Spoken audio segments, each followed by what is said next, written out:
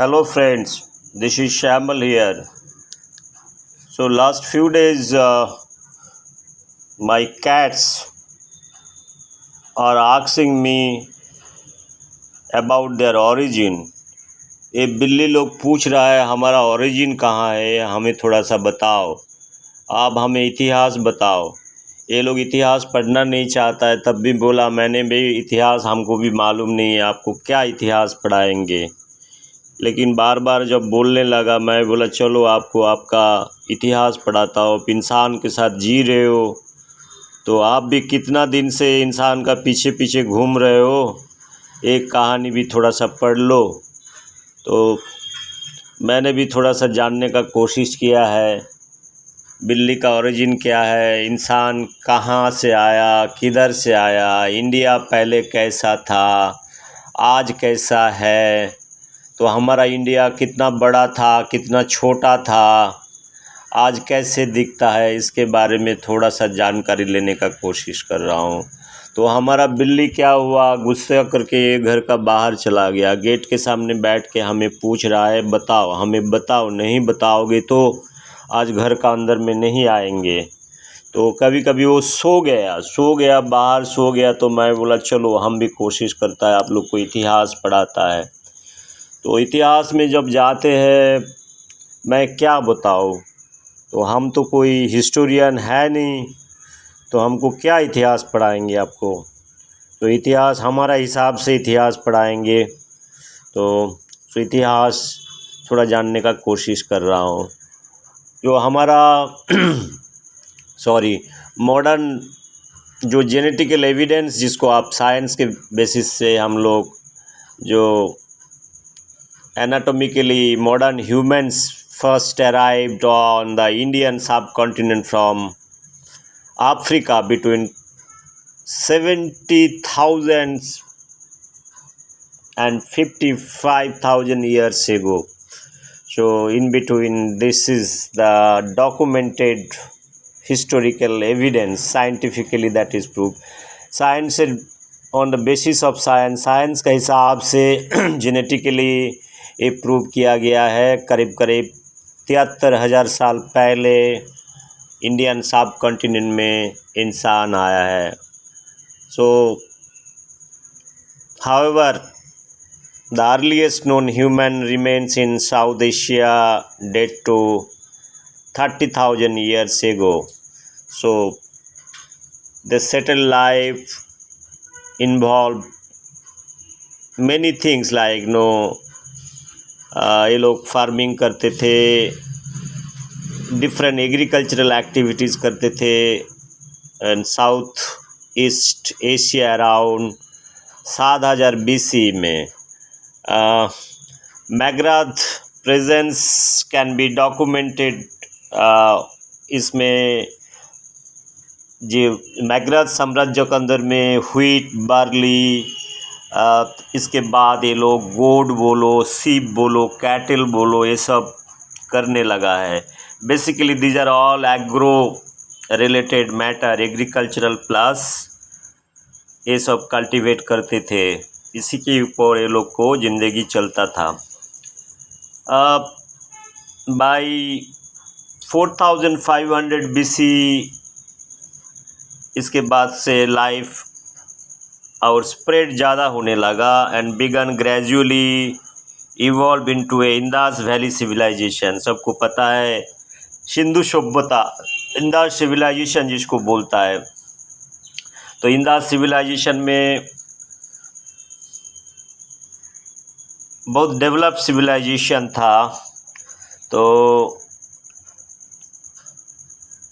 Indus civilization, this is an early civilization of old world, which is a part of ancient Egypt and Mesopotamia. So this civilization flourished between 2500 BC and 1900 BC in what today in Pakistan and northwestern India, and was noted for its urban planning, backed brick houses, and good drainage system and water supply. So those are few things in the modern, like in the civilization का जो सिंधु सभ्यता का विकास जैसे हुआ है, बहुत सारे modern activities हिसाब से दिखा गया है। तो उस टाइम में भी आप बिल्ली लोग बहुत रहते थे। बिल्ली का भी इतिहास है, मिलियंस ऑफ ईयर्स है, साथ पे तुम लोग रहते थे, तो इंसान के साथ ही रहते थे, जंगल में भी रहते, इंसान के साथ भी रहते थे। तो इसी के लिए इंसान के साथ तुम्हारा इतना प्यार जुड़ा हुआ है। तो इसके बाद क्या हुआ, in early 2nd millennium BC, तो इसके बाद बहुत सारे ड्रॉट आया है। ड्रॉट मीन्स पानी का प्रॉब्लम आया है। So population of Indus valley बहुत रिड्यूस हो गया, ठीक है। इसके बाद same around Indo Aryan tribes moves into Punjab from central Asia into several waves of migration. पानी कम हो जाएगा तो लोग माइग्रेट करेगा। इंसान पानी बिना नहीं रह सकता है, कोई भी लिविंग बॉडी। इसके बाद वो लोग माइग्रेट कर गया। इसके बाद आया वैदिक पीरियड, आया वैदिक वेद। तो 1500 से 500 BC का अंदर में वैदिक पीरियड था। Was marked by the composition of Vedas, large collection of hymns of these tribes, right? Their varna system which evolved caste system, right? वेदों में ये सब चीज़ है। तो वर्णा सिस्टम आ गया, कास्ट सिस्टम आ गया। सो इसके बाद हायरार्की आ गया, प्रीस्ट आ गया। सो ब्राह्मण, क्षत्रिय, वैश्य, शूद्र जैसे होता है ना, ये सब उसमें ऊपर आ गया। सो इसके बाद pastoral of Nordic Indo-Aryans so spread from Punjab into the Gangetic Plain. Gangetic Plain मतलब गंगा रिवर का प्लेन में इसके बाद वो स्प्रेड करने लगा। सो स्प्रेड करते करते इसके बाद they have deforested many trees into agricultural land. इसके बाद जो आपको खाने के लिए तो आपको सब कुछ चाहिए, ये लोग डिफॉरेस्टेशन चालू किया। इसके बाद एग्रीकल्चरल चालू किया। इसके बाद in the form of the composition of Vedic text ended around like 600 BC when a new inter-regional culture arose which is इसके बाद कॉकटेल होने लगा बहुत सारी चीज़। Small you call it small janapadas, छोटा छोटा स्टेट, देन महाराजन। So this second urbanisation took place, right? छोटा छोटा जिसको आप राजा बोलते हो, जमींदार बोलते हो, इसका ये सब कुछ आया है। This urbanization was accompanied by rise of a new ascetic movements of greater Magadh. इसके बाद मगध साम्राज्य आया, इसके बाद जैनिज्म आया, इसके बाद बुद्धिज़्म आया। सो जो which oppose the growing influence of Buddhism. Buddhism में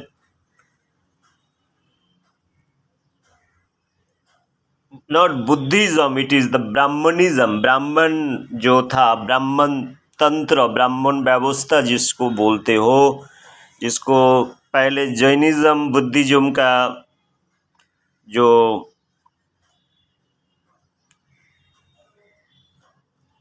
आया था वो ब्राह्मणिज्म को अपोज करने लगा। ठीक है दोस्त लोग, समझ रहे हो जो डिफरेंट इज़म कैसे आया, जैनिज्म, बुद्धिज़्म, ब्राह्मणिज्म, ये सब इज़म कैसे आया है, किसको कौन इन्फ्लुएंस कर रहा है, उसके बारे में आपको थोड़ा थोड़ा मैंने बताया है। ज़्यादा जानकारी लेना है, अभी आप लोग छोटा बच्चा हो, 5th स्टैंडर्ड में हो, जब 7th 8th 9th स्टैंडर्ड में जाओगे और थोड़ा थोड़ा पढ़ाएंगे.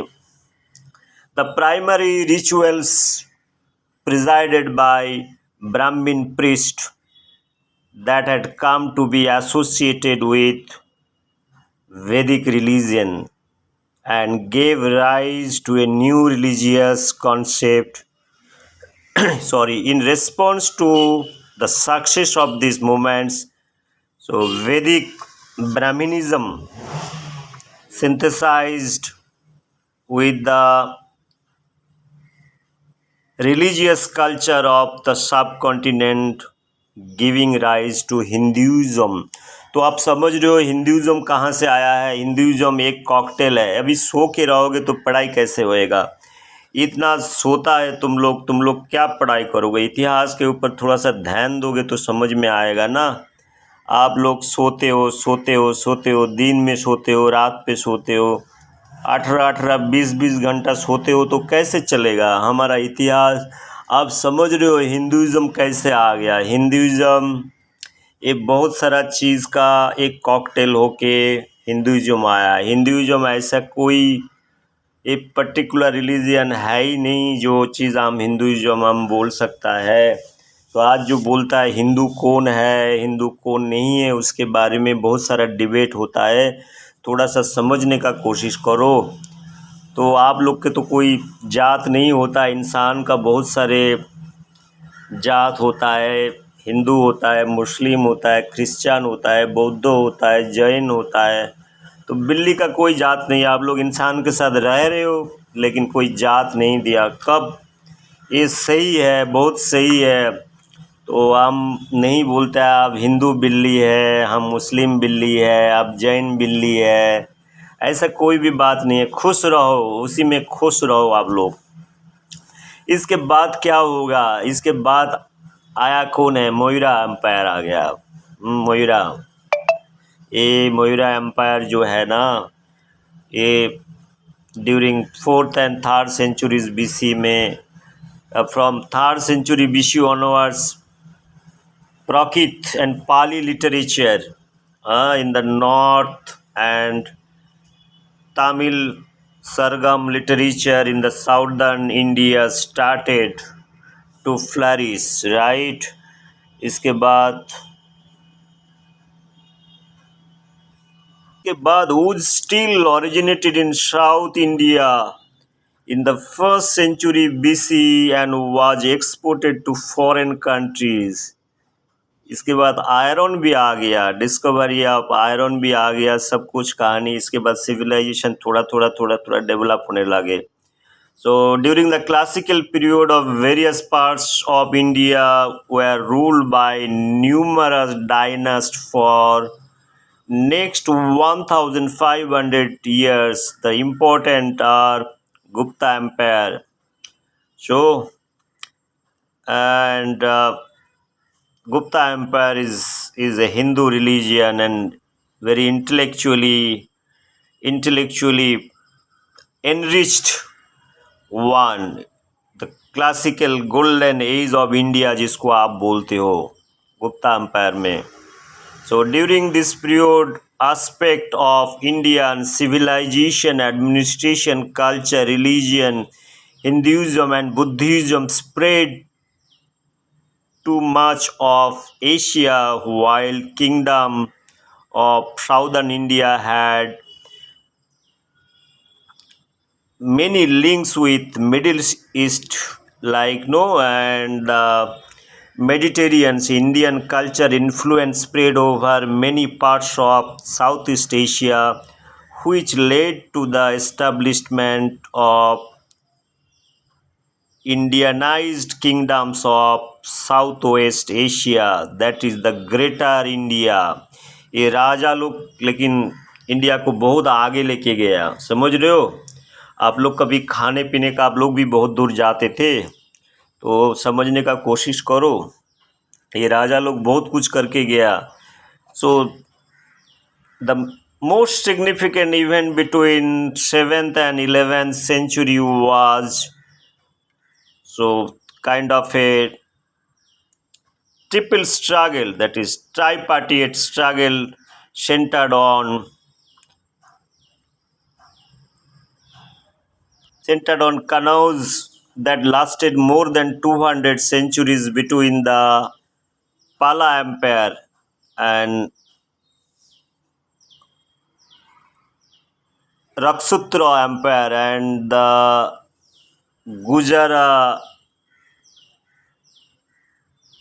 Prathara Empire. Southern India saw the rise of multiple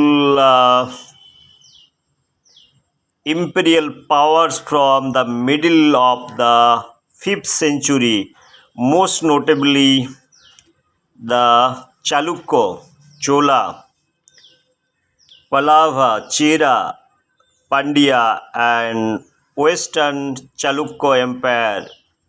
The Chola dynasty conquered ये लोग क्या किया? They conquered southern India and successfully invaded parts of Southeast Asia, Sri Lanka, the Maldives, and Bengal in 11th century. In the early medieval period, Indian mathematics include Hindu numerals influenced the development of mathematics and astronomy in the Arab world.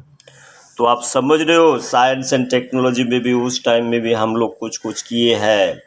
इस समझने का फिर से सो गए आप लोग क्या? सोनो मत, आप सो मत बाबा। हम किसको पढ़ाएंगे? इसके बाद हम पढ़ाता है आप इस्लामिक, इसके बाद आया है इस्लामिक इन्वेडर्स, जिसको हम Afghanistan, Sindh was early 8th century followed by invasion of Muhammad Ghani. The Delhi Sultans was founded in 1206 CE by Central Asian Turks who ruled a major part of northern Indian subcontinent in early 14th century. अभी यहाँ पर आप देख रहे हो ना, दिल्ली का chief minister IIT का बंदा है ना, उसी का जगह में कौन आया था? उसी का जगह में मोहम्मद घानी आया था। अरविंद केजरीवाल उसी जगह में आज राज कर रहा है। आप समझने का कोशिश करो। But decline in the 14th century में ख़त्म हो गया। And saw the advent of the Deccan Sultans, the wealthy Bengal Sultan also emerged as a major power lasting over 3 centuries, right? This period also saw the emergence of several powerful Hindu states, notably Rajput state, Mewar state, and in 15th century saw the advert Sikhism, right? In the early modern period began in 16th century when Mughal Empire conquered most of the Indian subcontinent. इसके बाद मुगल आ गया। रविन्द्रनाथ बोल के गया था, शौक हुंदौल पठान मुगल एक दे होलोलीन। अभी मुगल आ रहा है, एक दे होलोलीन हुआ, क्या हुआ हम बाद में बात करते हैं इसके बाद। इसके बाद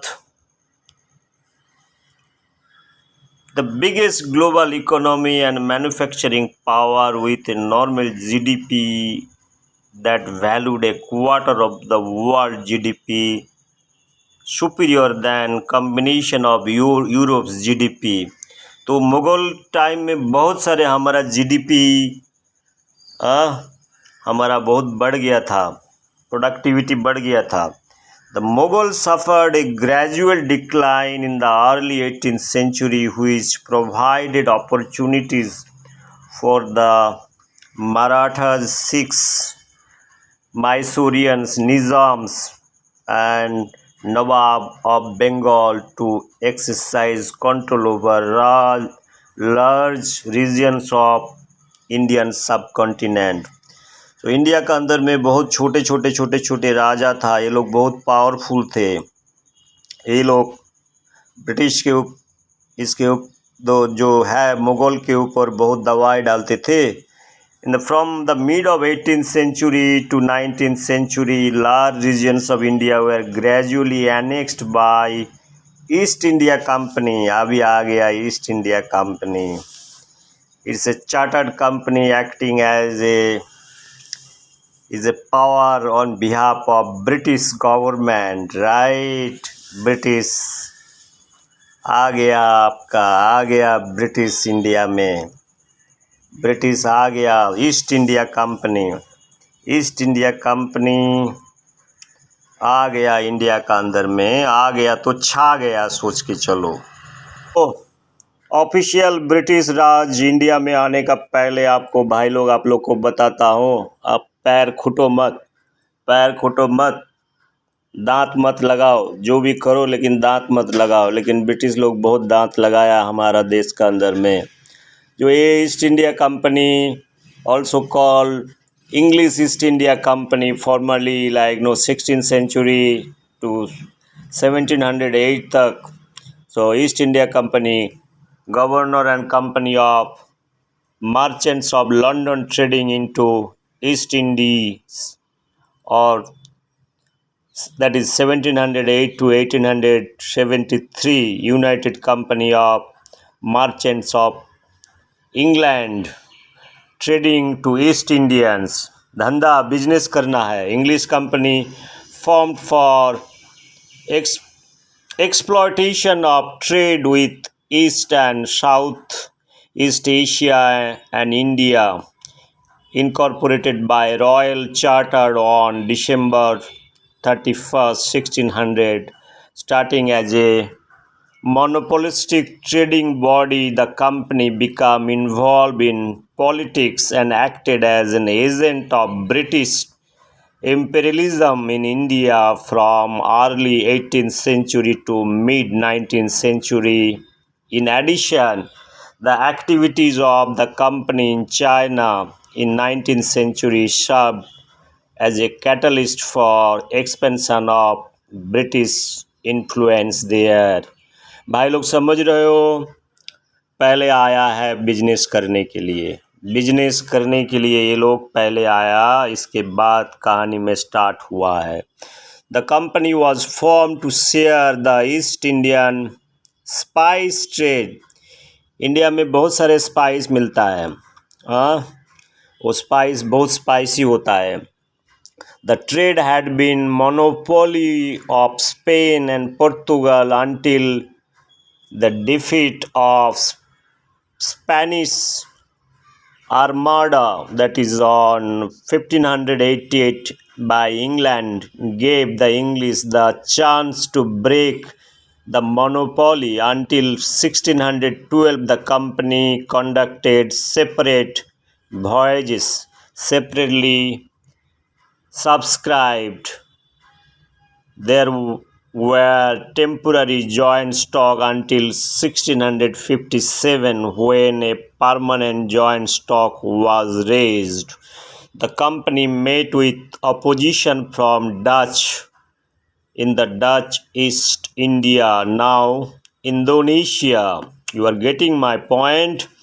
And the Portuguese, इसके बाद पोर्तुगीज डच से इसको थोड़ा सा लड़ाई हुआ। धंधा करने के लिए बहुत आया है। मोनोपोली जो नेचर है, दैट मोनोपोली मार्केट कैसे कैसे ख़त्म होने लगे, इसको समझने का कोशिश करो। The Dutch virtually excluded company members from the east Indies after the Ambonia massacre in 1623, an incident in which English, Japanese, Portuguese traders were executed by Dutch authorities, but the company's defeat of the Portuguese in India 1612 owned them trading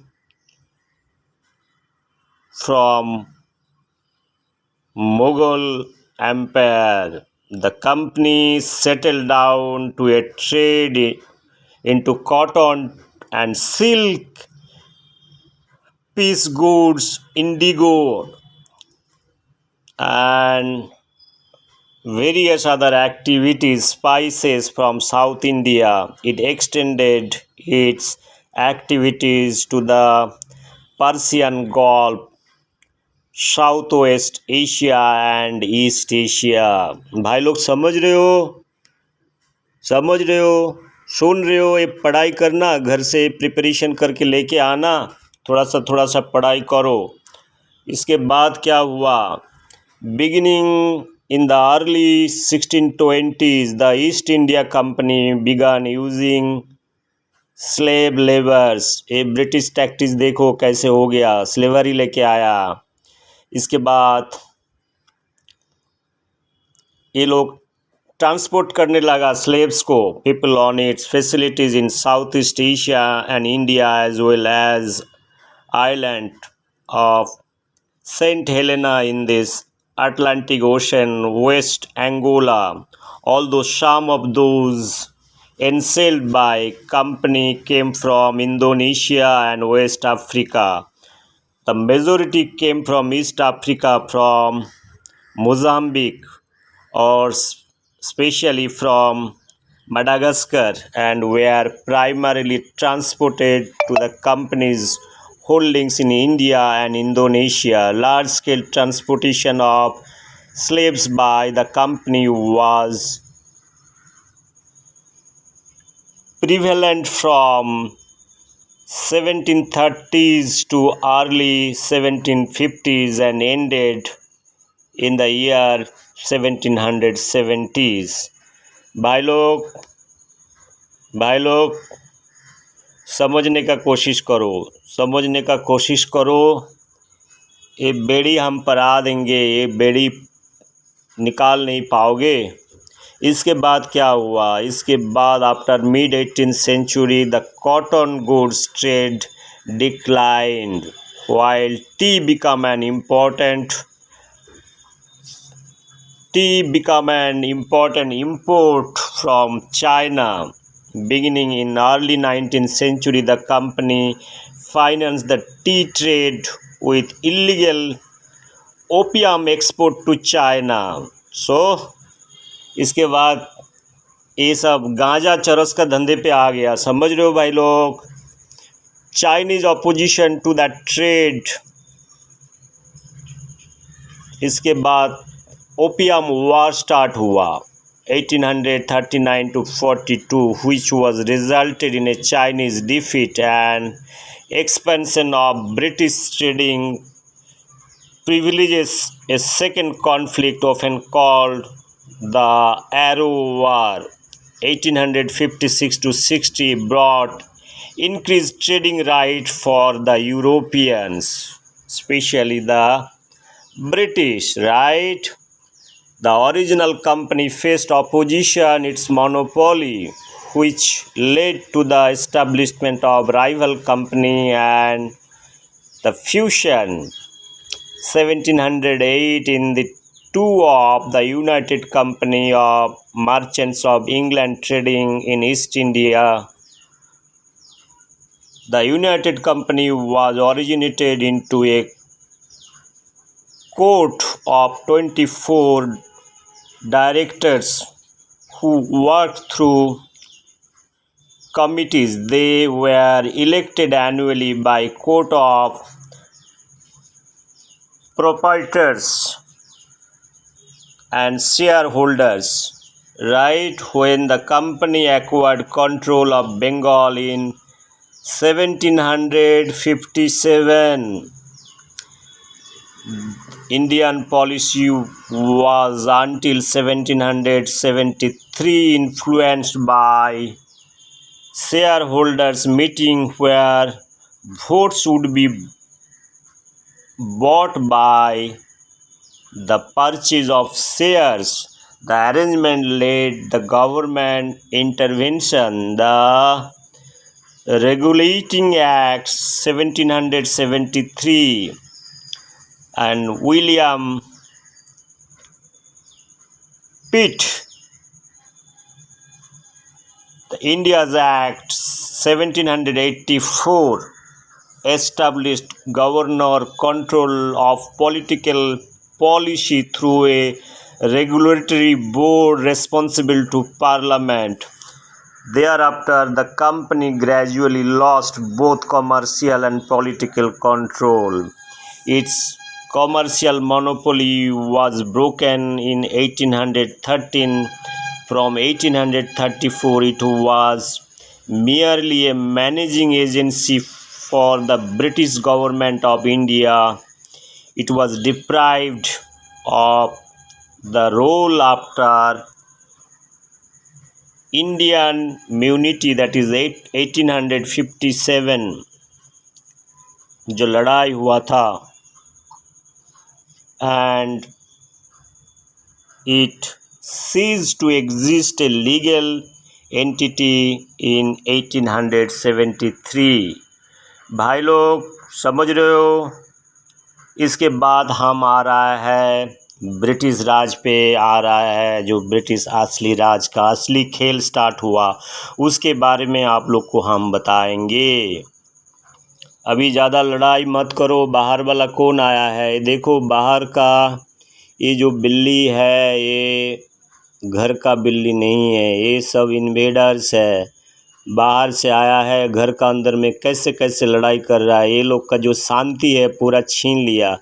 similar हुए Indian लोग का शांति, ये लोग बाहर वाला जो है शौक खून दौल Pathan Mughal Portuguese all those British सब आके हमारा खा लिया, सब कुछ खा लिया। ये भी जो बिल्ली है इसका घर में घुस के कैसे कैसे कर रहा है, कैसे लड़ाई कर रहा है। देखो ये लड़ाई जो होता है, देखिए देखिए ये बिल्ली कैसे इसको डिफेंड करने का कोशिश कर रहा है। ये डिफेंडिंग जो एक्ट होता है, देखो इसको कैसे लोग दोनों भाई मिलके मारने का कोशिश कर रहा है। इंडियन लोग का भी यूनाइटेड नहीं था, कम से कम इधर हम दो बिल्ली को देख रहा हूँ, ये लोग थोड़ा सा यूनाइटेड है। तो ये लोग, ये बिल्ली बाहर से आया, ये घर का बिल्ली है, इसको राइट तो बनता है, थोड़ा थोड़ा तो राइट बनता है इसको डिफेंड करने के लिए, उसका एग्जिस्टेंस के लिए, अदरवाइज़ ये प्रॉब्लम हो जाएगा। देखो ये बिल्ली कैसे बाथरूम में घुस गया, बाथरूम में घुस गया। देखो बाथरूम का लड़ाई कैसे होएगा वो आपको हम दिखाता है। इसके बाद हम ब्रिटिश राज पे जाता है। ये भाई छोटा भाई आके ज्वाइन कर लिया है। ये छत्रपति शिवाजी जैसे जैसे कैसे एक्ट करेंगे, देखो अभी देखो एक्टिंग चालू हो गया। ये एक्टिंग बहुत डेंजरस एक्टिंग है, ये एक्टिंग सर्वाइवल का एक्टिंग है। अभी देखो ये बिल्ली का चेहरा इतना मोटा है, इतना बड़ा है, अकेला आया लड़ने के लिए, महमूद जैसे इसका चेहरा है, सुल्तान महमूद है, कितना टाइम अपना लूट के गया है। अभी देखो ये इसका एक्टिंग देखो, ऐसा कैसे एग्रेसिव नौटंकी कर रहा है। अभी देखो नौटंकी नहीं, ये बिल्ली बहुत ही खतरनाक बिल्ली है, खतरनाक बिल्ली है। ये बिल्ली देखो ये बेचारा परेशान हो गया। किसी का बाथरूम में तुम घुस जाते हो, ये सही बात नहीं है।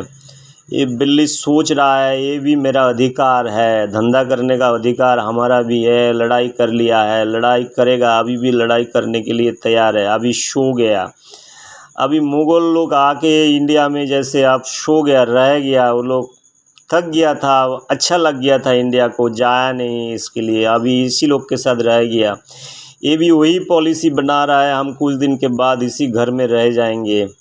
लेकिन ये बिल्ली नहीं चाहता है इस साथ पे रहने के लिए। ये लड़ाई अच्छा नहीं लगता है, इसीलिए देखो अभी घर का बाहर जा रहा है बिल्ली। वो अभी 1 घंटा के बाद फिर आएगा इधर। ये दोस्त लोग, ये बिल्ली भाई आपको इतिहास पढ़ा रहा था, हम इतिहास पे जो ब्रिटिश का बात कर रहा था, ब्रिटिश राज का बात कर रहा है। एक कहानी में बहुत सारे ट्विस्ट है। ब्रिटिश राज पढ़ाने के लिए आपको और एक दिन देना पड़ेगा, लेकिन आज मैं छोटा बात करके आपका लेक्चर ख़त्म कर देंगे। अभी 34 मिनट्स का मेरा लेक्चर हो गया, अभी घंटी बाजने वाला है, लेकिन थोड़ा सा नेक्स्ट क्लास टीचर आज छुट्टी पे आया है, इसीलिए मैं चलो अब थोड़ा सा पढ़ा देता हूँ, आप लोग को शायद अच्छा लगे। तो हम नेक्स्ट वीक में और इतिहास का क्लास नहीं लेंगे। आप लोग थोड़ा सा शांत रहो, भाई लोग मिल के देखो कितना प्यार है, कितना मिल बांट के सब कुछ करते थे। ये लोग बाहर से सब आ गया, सबको सत्यानाश कर दिया है, सबको लूट के लेके गया, जहाज़ में भर भर के लेके गया। ये ब्रिटिश लोग कैसे भर भर के सामान लेके गया है। हमारा हिस्टोरियन बोल रहा है ब्रिटिश ने आके हमको बहुत कुछ सिखाया। क्या घंटा सिखाया हमको समझ में नहीं आता है। सब लूट के लेके गया, कुछ बिल्डिंग बना के गया, तो क्या सिखा के गया है। थोड़ा मोड़ा अंग्रेजी सिखाया तो अंग्रेजी सिखाया अपन का धंधे के लिए ही सिखाया। अभी ब्रिटिश राज का बात में मैं आता हूँ। ये बिल्ली लोग, तुम लोग लड़ाई मत करो, तुम लोग लड़ाई मत करो। दोस्त लोग, मैं जैसे बता रहा था, British Raj was ruled by the British Crown on the Indian subcontinent from 1858 to 1947 till the independence of India। और हमको जो 1947 में फ्रीडम मिला और ट्रांसफ़र ऑफ पावर मिला, जो भी मिला है, उतना दूर तक ब्रिटिश राज है। This rule is called the crown rule in India or direct rule in India. The region under British control was commonly called India in under British fold, right? And the included areas directly administered by United Kingdoms, which were collectively called British India. The areas ruled by indigenous ruler, but under British directly or called the princely state, right? And the region was sometimes called Indian Empire, though not officially ruled by the British people. So भाई लोग, क्या क्या चीज़ बताओ। दो imperial political structure आप जानने का कोशिश कर रहे हो। So the presidencies under provinces directly govern by British crown. तो उसका अंदर में vice Roy, governor general of India, princely state govern by Indian rulers under British crown exercise through the vice Roy of India. तो इसके बाद उसका कैपिटल कहाँ था? कलकत्ता था। कलकत्ता 1858 टू 1911। अभी इसके बाद न्यू दिल्ली में चला गया। पहले कलकत्ता जो है, जिसका अभी दीदी राज चल रहा है, दीदी हमारा ग्रेट दीदी जैसे उधर करता है। इसके बाद न्यू दिल्ली में 1911 टू 1947 ये लोग शिमला में भी अपना सामर कैपिटल बनाया था। ब्रिटिश लोग को बहुत गर्मी लगता था, तो 1864 टू 1947 में शिमला में भी एक सामर कैपिटल बना के जब गर्मी लगता थे उधर चले जाते थे। तो हमारा जो कॉमन लैंग्वेज था वही था। बहुत सारा लैंग्वेज था, हिंदुस्तानी रीजनल लैंग्वेज, बंगाली, पंजाबी, मराठी, तेलुगु, तमिल, गुजराती, सिंधी, कन्नाडा, बहुत सारा लैंग्वेज था। तो ये सब लैंग्वेज, अदर लैंग्वेज के अंदर में इसके बाद रिलीजियन उस टाइम सब कुछ था। हमारा सब कुछ तो आ गया था उस टाइम। हिंदुज़म, इस्लाम, क्रिश्चियनिटी, सिखिज़म, बुद्धिज़्म, जैनिज़्म। इसके बाद